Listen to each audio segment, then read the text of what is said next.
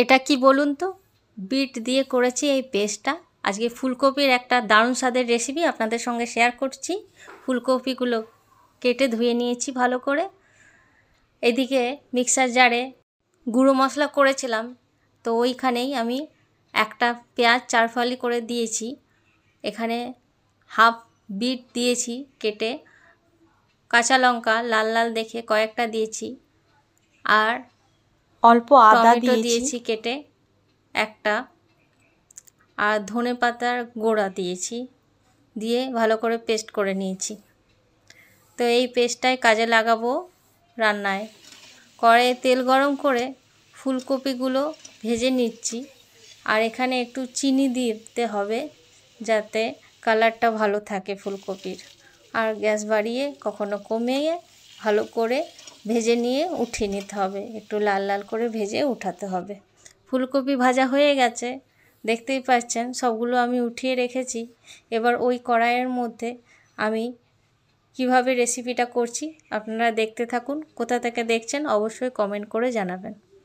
কড়াইয়ে আমি তেল গরম করেছি, অল্প একটু তেল নিয়েছি। এখানে তেজপাতা, শুকনো লঙ্কা, এলাচ ফোড়ন দিয়েছি।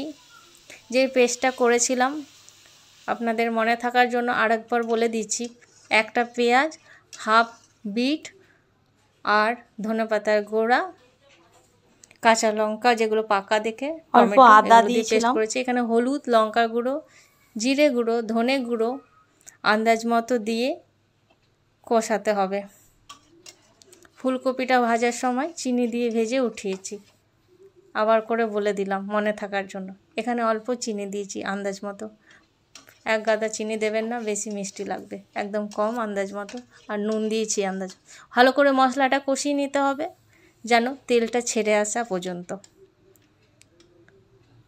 কষানো হয়ে গেছে, দেখতেই পাচ্ছেন ভালো মতো কষানো হয়ে গেছে। এখানে আমি আন্দাজ মতো জল ঢেলে দিয়েছি, জলটা দিলাম, আর গ্যাসটা বাড়িয়ে ফুটতে দিতে হবে। কষানোর সময় কিন্তু গ্যাস কমিয়ে কমিয়েই কষাতে হবে। ভালো করে ফুটে উঠলে, যখন উঠবে তখন ভাজা ফুলকপিগুলো দিয়ে দিতে হবে। মশলা কষানোর সময় কিন্তু আমি ফুলকপি দিইনি, মশলাটাকে ভালো করে কষিয়েছি। যখন জলটা ফুটে উঠেছে টকবক করে, তখনই আমি ফুলকপি দিয়েছি। এবার গ্যাসটা বাড়িয়ে দেবেন বা মিডিয়াম আঁচে রেখে ভালো করে ফুটতে দিতে হবে। আর ফুটাটা এমন হয় যাতে ঝোলটাও অনেকটা গাঢ় হয় আর ফুলকপিটাও যাতে সেদ্ধ হয়ে যায়। মাঝে মাঝে একটু নাড়িয়ে নাড়িয়ে দেখে নিতে হবে, নাহলে একদিকটা সেদ্ধ হবে আর একদিকটা সেদ্ধ হবে না। সমস্ত দিকটা যাতে ভালোভাবে সেদ্ধ হয়ে যায়। আর কিছুই না, রান্নাটা হয়ে গেছে। এবার আমি নামানোর আগে ধনেপাতা উপর থেকে ছড়িয়ে দিলাম। কত সহজভাবে কত সুন্দর একটা রেসিপি আপনারা দেখতেই পাচ্ছেন। এটা কিন্তু রুটি, ভাত, পরোটা যে কোনোর সঙ্গে খুবই ভালো লাগবে খেতে। এখানে আপনারা হলুদ না দিয়েও করতে পারেন, তার কালারটা আলাদা আসবে। জিরা গুঁড়োর থেকে একটু ধনে গুঁড়োর পরিমাণ একটুখানি বেশি দেবেন। আর এইভাবে করে আপনারা খাবেন। অবশ্যই আমাকে জানাবেন যে কেমন লেগেছে আপনাদের। কোথা থেকে দেখছেন আগেই বললাম, কমেন্ট করে জানাবেন।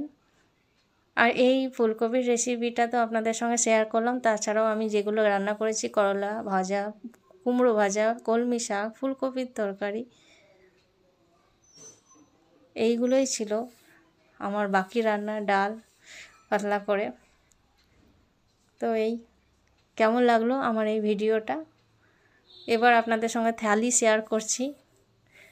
দেখতে পাচ্ছেন ভেন্ডি সেদ্ধও করেছিলাম। ভেন্ডি সেদ্ধটা আমি ভাতে দিই না, তাহলে কালারটা ফেড হয়ে যায়। আলাদাভাবে একটু নুন দিয়ে গরম করে সেদ্ধ করে, এটা এমনিও খাওয়া যায় শুধু ভাতে, আর মেখেও খাওয়া যায়। তো কেমন হয়েছে আমার আজকের ভিডিও অবশ্যই কমেন্ট করে জানাবে।